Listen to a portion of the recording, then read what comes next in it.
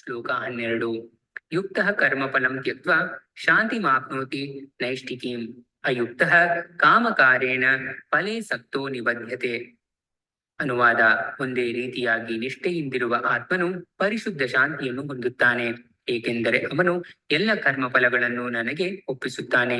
ದೈವಯುಕ್ತನಲ್ಲದವನು ಕರ್ಮಫಲಕ್ಕಾಗಿ ಆಸೆ ಪಡುವುದರಿಂದ ತೊಡಕಿನಲ್ಲಿ ಸಿಕ್ಕಿಕೊಳ್ಳುತ್ತಾನೆ. ಭಾವಾರ್ಥ: ಕೃಷ್ಣ ಪ್ರಜ್ಞೆಯಲ್ಲಿರುವ ಮನುಷ್ಯನಿಗೂ ದೇಹ ಪ್ರಜ್ಞೆಯಲ್ಲಿರುವ ಮನುಷ್ಯನಿಗೂ ವ್ಯತ್ಯಾಸವೆಂದರೆ, ಮೊದಲನೆಯವನಿಗೆ ಕೃಷ್ಣನಲ್ಲಿ ಆಸಕ್ತಿ, ಎರಡನೆಯವನಿಗೆ ತನ್ನ ಕರ್ಮಗಳ ಫಲಗಳಲ್ಲಿ ಆಸಕ್ತಿ. ಕೃಷ್ಣನಲ್ಲಿ ಆಸಕ್ತಿ ಇದ್ದು ಅವನಿಗಾಗಿಯೇ ಕೆಲಸ ಮಾಡುವವನು ನಿಶ್ಚಯವಾಗಿಯೂ ಮುಕ್ತನಾದವನು. ಆತನಿಗೆ ತನ್ನ ಕರ್ಮಫಲದ ವಿಷಯದಲ್ಲಿ ಆತಂಕವಿಲ್ಲ. ದ್ವಂದ್ವದ ಕಲ್ಪನೆಯಲ್ಲಿ ಎಂದರೆ ಪರಮ ಸತ್ಯದ ಅರಿವಿಲ್ಲದೆ ಕೆಲಸ ಮಾಡುವುದೇ ಕರ್ಮಫಲದ ವಿಷಯದಲ್ಲಿ ಆತಂಕವಾಗುವುದಕ್ಕೆ ಕಾರಣ ಎಂದು ಭಾಗವತದಲ್ಲಿ ವಿವರಿಸಿದೆ. ಕೃಷ್ಣನು ಪರಮಸತ್ಯ, ದೇವೋತ್ತಮ ಪುರುಷ. ಕೃಷ್ಣ ಪ್ರಜ್ಞೆಯಲ್ಲಿ ದ್ವಂದ್ವವಿಲ್ಲ. ಇರುವುದೆಲ್ಲವೂ ಕೃಷ್ಣನ ಶಕ್ತಿಯ ಉತ್ಪತ್ತಿಯೇ. ಕೃಷ್ಣನು ಸರ್ವಮಂಗಳನು. ಆದ್ದರಿಂದ ಕೃಷ್ಣ ಪ್ರಜ್ಞೆಯ ಕರ್ಮವೆಲ್ಲ ಪರಿಪೂರ್ಣ ಮಟ್ಟದ್ದು. ಈ ಕೆಲಸವೆಲ್ಲ ಆಧ್ಯಾತ್ಮಿಕವಾದದ್ದು. ಇದಕ್ಕೆ ಐಹಿಕ ಫಲವಿಲ್ಲ.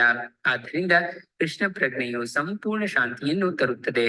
ಆದರೆ ಇಂದ್ರಿಯ ತೃಪ್ತಿಗಾಗಿಯೇ ಲಾಭದ ಲೆಕ್ಕಾಚಾರದಲ್ಲಿ ಸಿಕ್ಕಿಕೊಂಡಿರುವವನಿಗೆ ಈ ಶಾಂತಿ ದೊರಕುವುದಿಲ್ಲ.